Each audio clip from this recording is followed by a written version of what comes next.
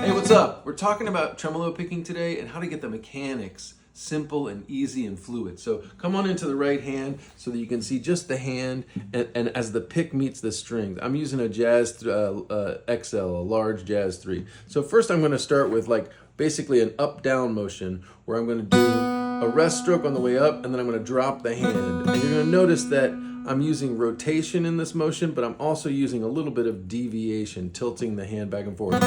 And a really good way to get this is to just do an up and then a down. And you'll notice that on the down, you're relaxed. So you've got this work phase and then relaxed. Work, relax. And then you can do two like that.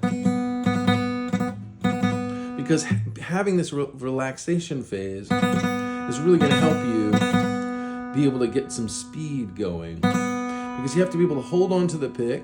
Right?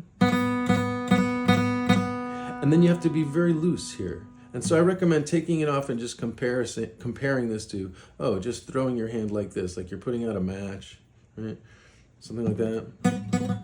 And then, so this motion, if you go up, down, so you do what Troy Grady calls a downstroke escape. So you're outside of the plate of the strings after the downstroke, and then you're stuck between the strings after the upstroke.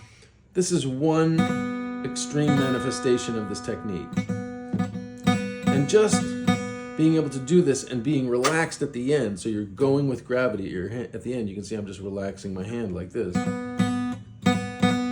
That's one part of the discipline, or the skill, let's say. And then the other way to do it is you want to, instead of dropping your hand in this way, you want to drop your hand in this way. Sometimes it can help you to like tilt the guitar a little bit more, the bottom of it away from you a little bit, just to feel that initially. And this one is different. It's mostly just rotation. So here I'm going down and I'm bouncing off of this next string down. So I'm playing all of this on the B string. So I'm going to bounce off the high E string like a trampoline. And this, you have to notice that you're setting your hand in and it's relaxed like this. And then you're throwing it this way and then it's coming back up. And I'm having you do one at a time so that you can make sure to notice this relaxation phase. Down, up, down, up.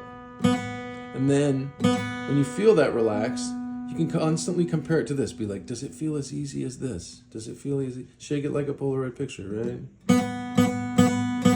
Yeah, does it feel that easy? Okay, do two. And then you get as fast enough to do that.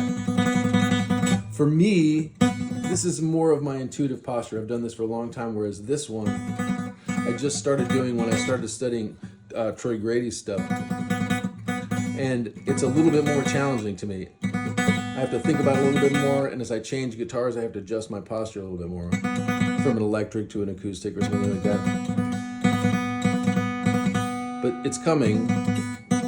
Like that one's much easier. This one I have a harder time getting my fingers out of the way. They don't make as much noise on electric.